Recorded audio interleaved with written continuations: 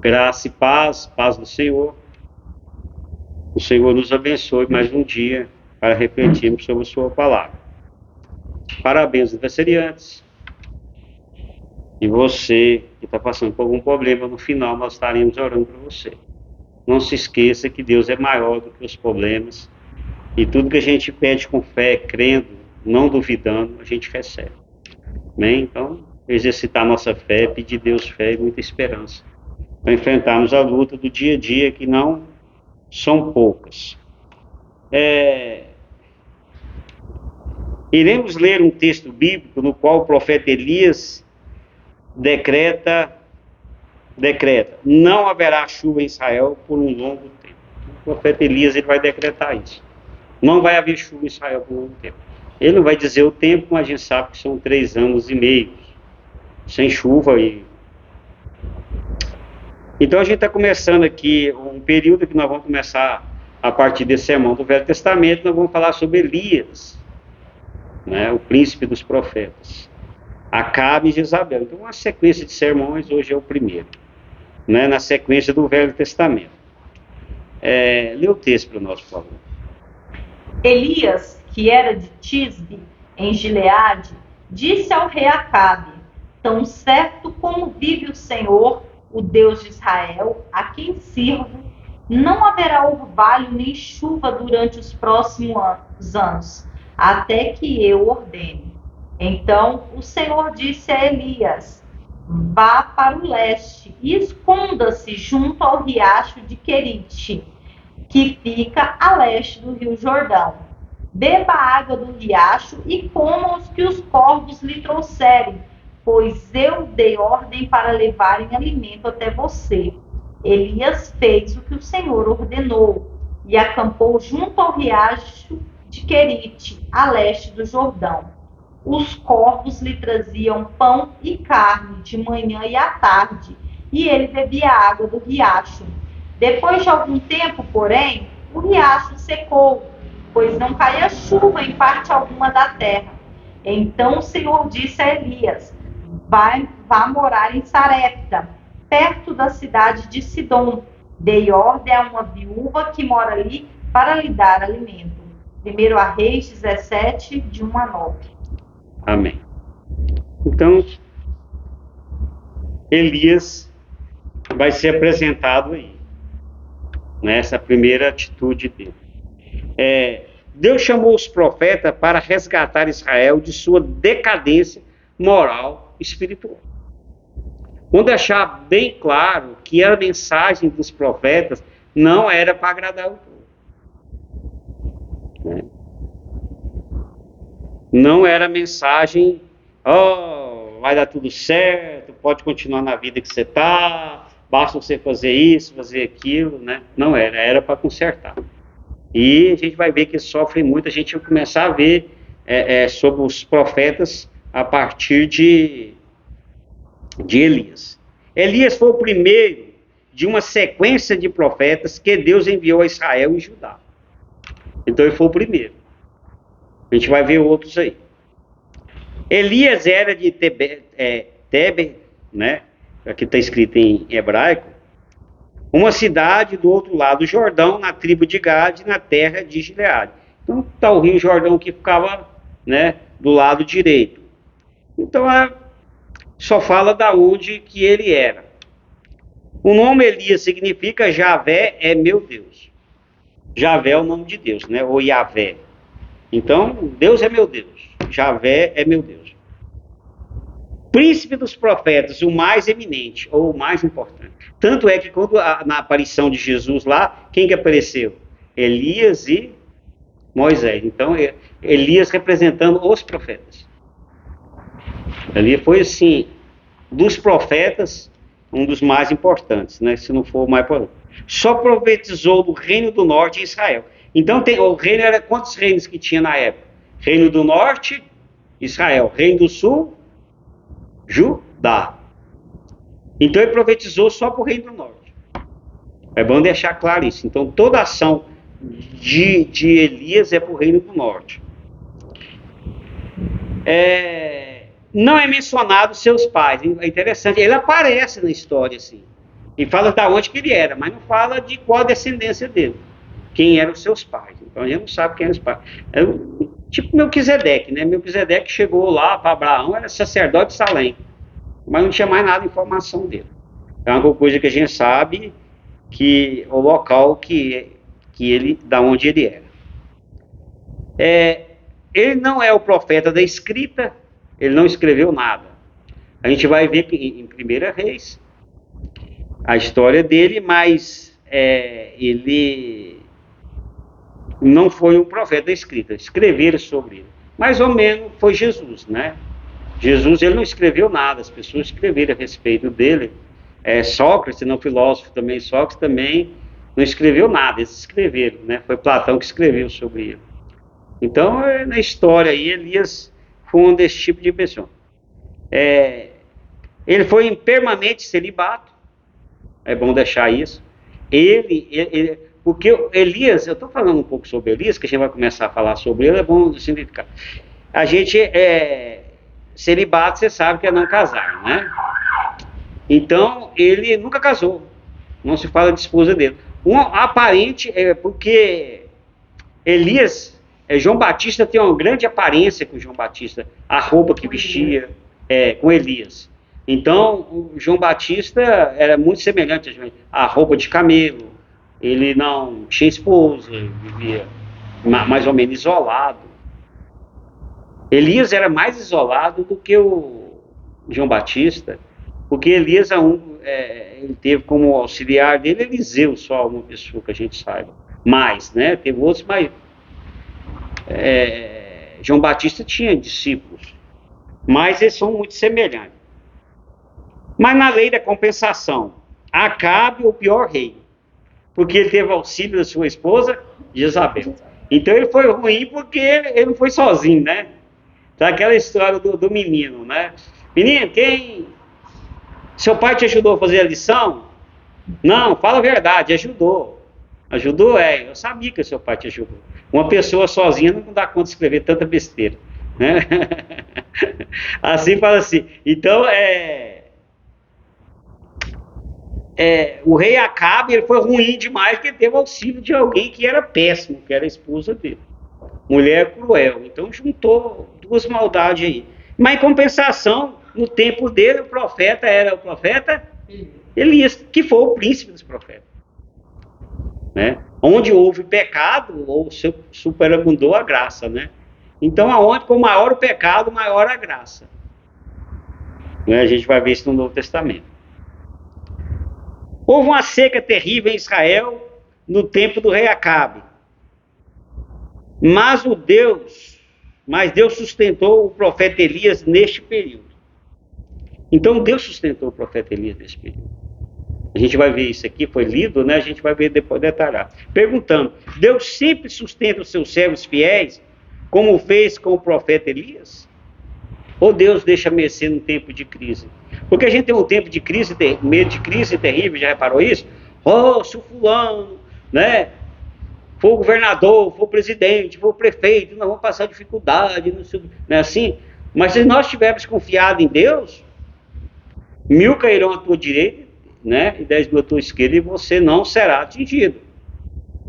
Então a gente está perguntando isso, será que em tempos de crise, de uma seca aí, Deus vai deixar nós desamparados?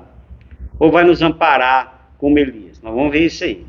Então o nosso tema é sustento em tempo de crise. Vamos lá falar junto? Sustento em tempo de crise. Nós vivemos passando por crise, né? Um tipo de crise ou não. Teve um tempo que era a crise de energia elétrica. A gente até esqueceu disso, né? Não tinha energia, não sabia o que fazia. Houve uma seca muito grande. Mas você chega em casa, não tem como você carregar seu celular, nem ligar uma televisão, nem tomar um banho quente. E acontece isso. A Europa estava passando por isso esses dias, né? Faltando gás lá. O pecado de Israel. A nação de Israel, Reino do Norte, no tempo do rei Acabe e sua esposa Isabel, confiava em seu Deus Baal. Então o Deus deles era Baal, eles abandonaram a Deus. Aliás, eles cultuavam os dois deuses, Javé e Baal. Acreditavam que Baal era o Deus que trazia as chuvas e as colheitas abundantes, trazia prosperidade. Tanto é que Deus, para mostrar para eles que ele era o Deus verdadeiro, ele fez com que não chovesse. Porque a chuva para eles era Baal que dava a chuva e a prosperidade e as colheitas. Então Deus foi justamente ali na ferida, para mostrar que ele é que dava chuva, nem Baal. Trazer prosperidade. Nós achamos que os nossos deuses é quem nos traz prosperidade. Nossos Baal. Gente, é uma coisa, irmãos, é uma coisa terrível. Tem uma parte no Novo Testamento que fala assim, que quando as suas riquezas crescerem, não ponha nelas sua confiança. Como as pessoas que começam a progredir, a ganhar dinheiro e ter uma posição, como são arrogantes, como são agressivos. Eles criam o Baal deles, o Deus Baal deles, que eles têm a confiança nele e ele acha que pode agredir todo mundo, que ele é melhor que todo mundo. Põe a confiança nela.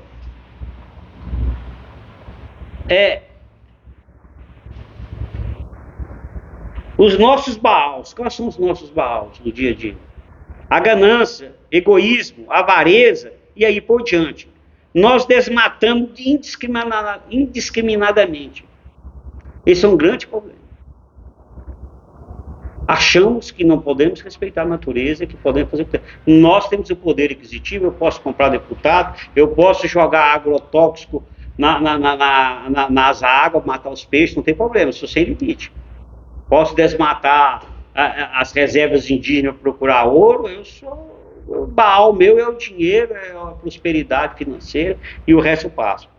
Poluímos o ar, provocamos poluição sonora, poluímos rios e mares, trabalhamos em excesso. Eu estava vendo esses dias assim, os países mais felizes e os países menos felizes, né? E estava mostrando que tem país que eles fazem com que as pessoas trabalham menos. Se você fizer hora extra demais e ter desemprego, imposto de renda pega tudo, para você descansar.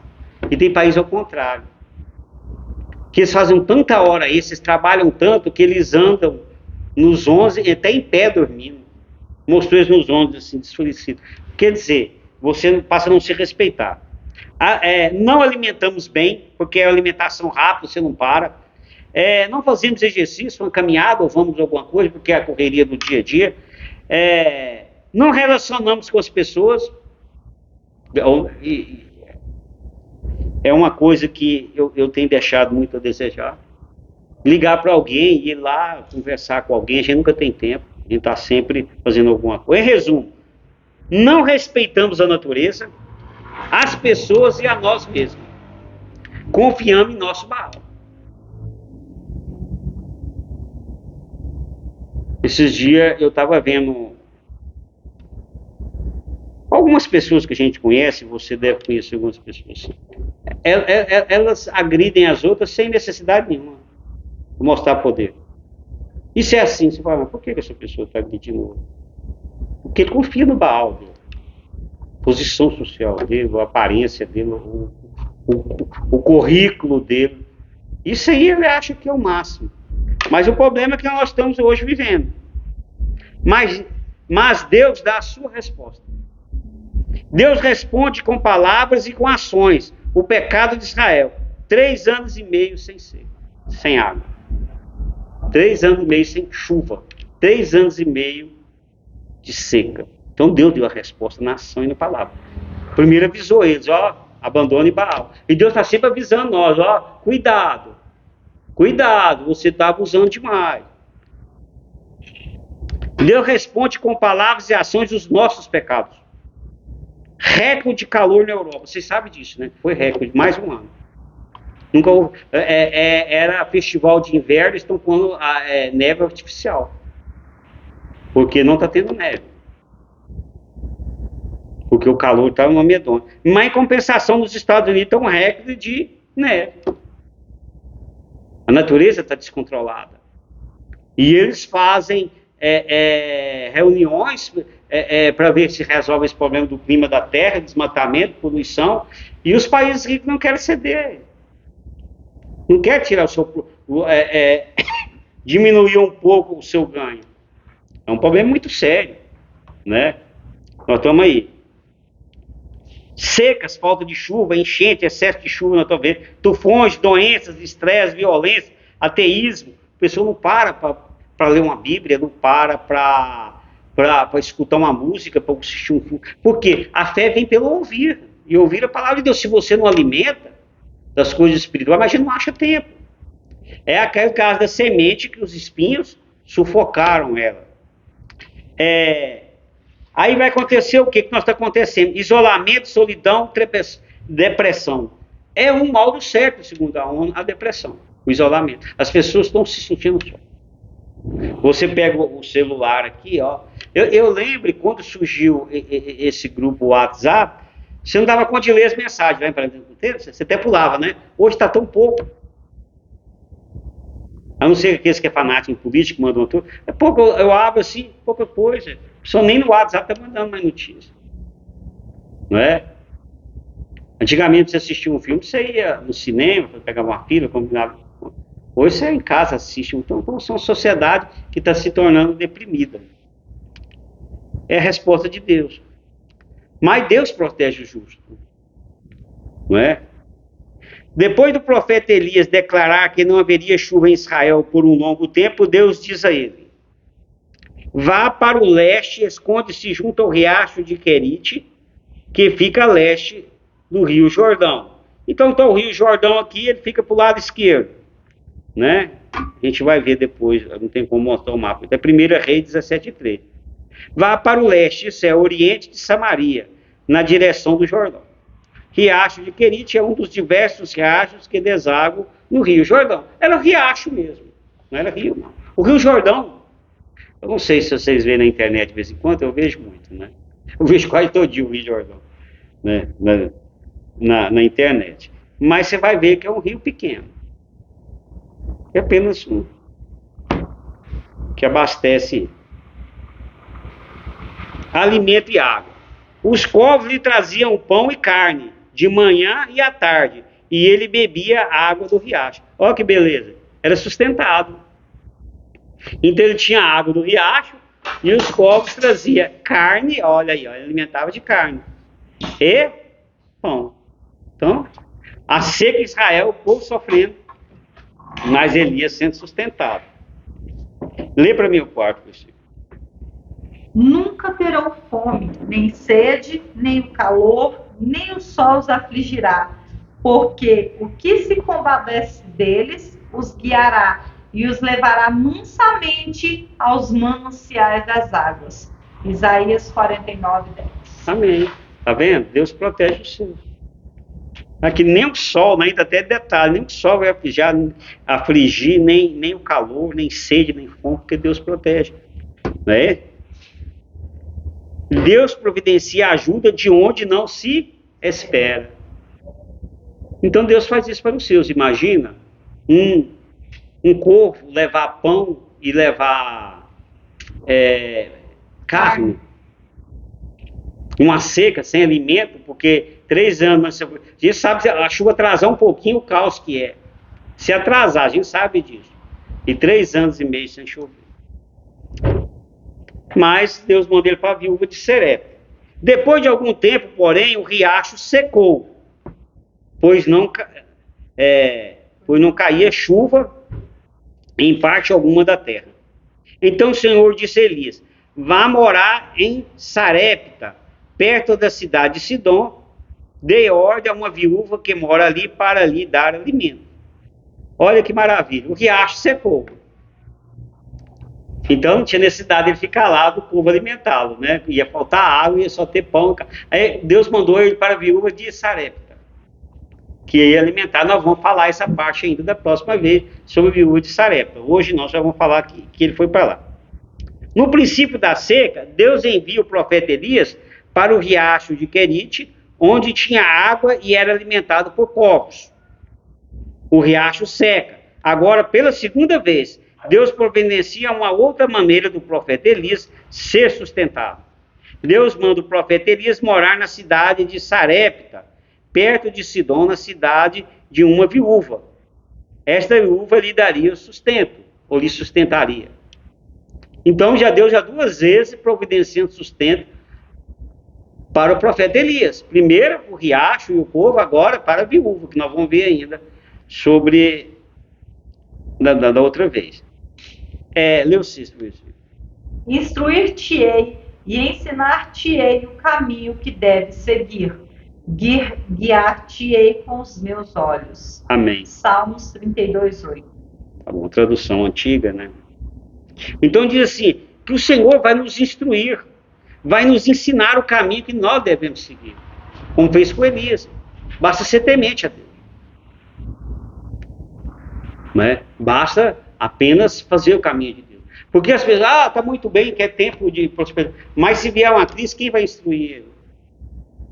Se não obedece a Deus, ele não tem o menor temor de Deus. Elias, sim, era um servo fiel a Deus. Então Deus instruiu ele. Mandou para o riacho de Querite e depois a viúva sustentá-lo. Leu o 17º. Porque todos os que são guiados pelo Espírito de Deus, esses são filhos de Deus. Romanos 8:14. Nós, agora no Novo Testamento, nós somos guiados pelo Espírito Santo, ele habita em nós. Então ele vai nos guiar o que devemos fazer. Tem umas pessoas que elas conversam assim, Deus me falou isso, até é difícil entender isso, né? Mas o Espírito Santo fala conosco, comunica com o nosso espírito, nos mostra o caminho, abre as portas. Ele nos guia em toda a justiça de Deus. Então nós temos que estar cheios do Espírito Santo, temos que buscar de Deus como era Elias. Que Deus vai nos instruir. O que você está precisando instruir na sua vida? Algum negócio, precisa de mudar de algum negócio, de profissão, de local, ou comprar alguma coisa e vender, pede a Deus orientação, que Deus, né, seja uma pessoa temente a Deus, que Ele vai te mostrar o caminho melhor, mesmo em tempo de crise, como mostrou a Elias. Mas o ímpio é castigado. Deus abençoa o justo, que foi Elias, né? Mas o ímpio é castigado. Acabe tinha uma forte defesa militar e muitos sacerdotes de Baal. Então, estava forte ele. Muitos sacerdotes de Baal que tinha mesmo. E tinha um exército poderoso. Mas não ajudaram em nada na seca. O exército dele e Baal, ele deve ter feito oferenda demais a Baal para chover e não choveu. Então, muitas vezes, nossos Baals, na hora da crise, na hora da dificuldade, ele não resolve nada para nós. Numa crise no seu casamento, um problema do seu filho, numa coisa errada que está fazendo, e que você fala e piora, a sua grana, a sua posição social, não vai resolver nada. Só Deus. É os nossos Baal que nós construímos. Não vai, eu tenho certeza que não vai, que nem tudo se resolve com as coisas humanas, são espirituais. É pedir a Deus que orienta. Mas, lê o 8º versículo. Se o Senhor não edificar a casa, em vão trabalham os que a edificam. Se o Senhor não guardar a cidade, em vão vigia a sentinela. Salmo 127, 1, 2. Então, se o Senhor não construir a casa, em vão trabalham as pessoas para construir a casa. Olha que coisa. Se a nossa vida, se não for o Senhor, né? Tem uma música do cantor, né? Tudo que eu tenho foi Deus que me deu. É maravilhosa essa letra. Se Deus não construir a nossa estrutura da nossa família, da nossa casa, nossa saúde, em vão adianta a gente trabalhar demais. Ou os construtores do mundo fizeram, porque não vai dar certo. É uma casa construída na areia. Se o Senhor não guardar a cidade, em vão vigia a sentinela. Se o Senhor não guardar, em vão guarda. Não adianta vigiar. Uma coisa mais terrível é o ladrão, por mais que você tenta se proteger, uma hora ele te pega. Você não consegue te entrar na casa, ele pega no trânsito, ele não te pega no trânsito, ele pega pela internet. Você sempre está levando prejuízo. Mas se Deus nos proteger, a gente livra disso. Mas não sermos fiéis a Deus. Apesar que a gente vive sendo assaltado, né? Mas Deus não tem protegido, não tem deixado faltado nada para nós. Isso a gente dá louvor a Deus. Lê o próximo versículo. Com o benigno te mostrarás benigno, e com o homem sincero te mostrarás sincero. Com o puro te mostrarás puro, e com o perverso te mostrarás indomável. Oh, Salmos 18, 25 e 26. amém. Ô, versículo bom. Ó, com benigno. Benigno vem de bondade, benigno, manso, pessoa que tem um coração bom. Deus vai ser bom com essa pessoa. Como sincero, Deus vai ser sincero. Com com o puro, que não faz as coisas por malandragem, faz por esconder, Deus vai se mostrar puro. Mas com o perverso se mostrará indomável.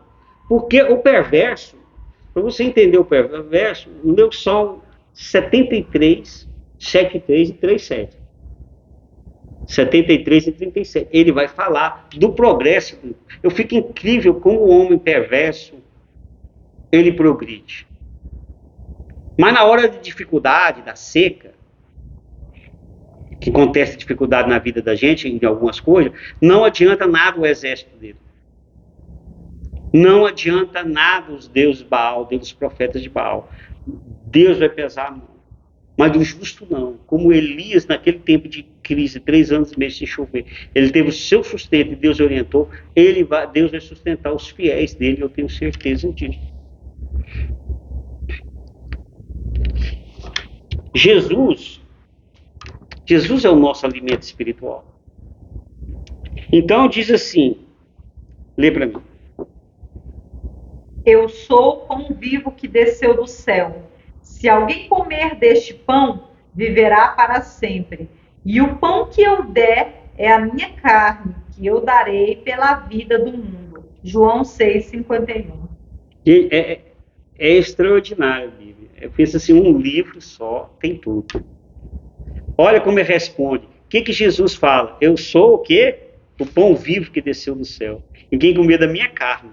Ele está falando 2 coisas que o povo deu para Elias. Carne e pão. Jesus fala que alimentar da minha carne. Ele está falando da maneira espiritual. Consumir as coisas de Deus. Tira um tempo as coisas de Deus. Pelo amor de Deus, sempre falo. Nós precisamos disso. Nós precisamos ser um Elias na vida, que o problema é grande. Está cheio de Acabe e Jezabel aí, tentando nos devorar. E a gente precisa ser fiel a Deus para nos proteger dele. Vou ler o próximo. Mas aquele que beber da água que eu lhe der, nunca terá sede, porque a água que eu lhe der se fará nele uma fonte de água que salte para a vida eterna. João 4,10. Então, aquele que beber da água que eu lhe der, ele está falando isso para a mulher samaritana, né?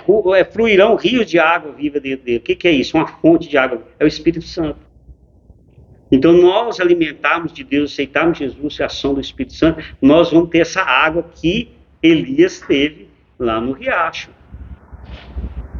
de Querite. Então, Jesus é o nosso alimento. Jesus é a nossa água. E nós precisamos alimentar dele. E os infiéis, os Acabe e as Jezabel da vida não vão ter esse alimento. Jesus é o nosso alimento espiritual. Aceite Jesus. Alimente de Jesus. Além de receber todas as bênçãos aqui na terra, você irá ressuscitar no último dia e terá a vida eterna e terá a resposta das suas orações. E a fé e essa esperança. Você terá a água, o pão e a carne espiritual. Além do material, é claro. Lê a conclusão por isso. O Senhor Deus sempre sustenta os seus servos fiéis. Mesmo em tempos de crise, ficarão amparados. Amém. Eu sou um servo fiel a Deus para ser sustentado por Ele, mesmo em tempo de crise. Sou fiel, eu tenho levado uma vida, né, como servo de Deus mesmo, responde a cada um a si mesmo.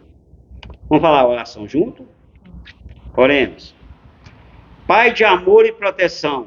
Pai de amor e proteção. Me ajude a ser um servo fiel. Me ajude a ser um servo fiel.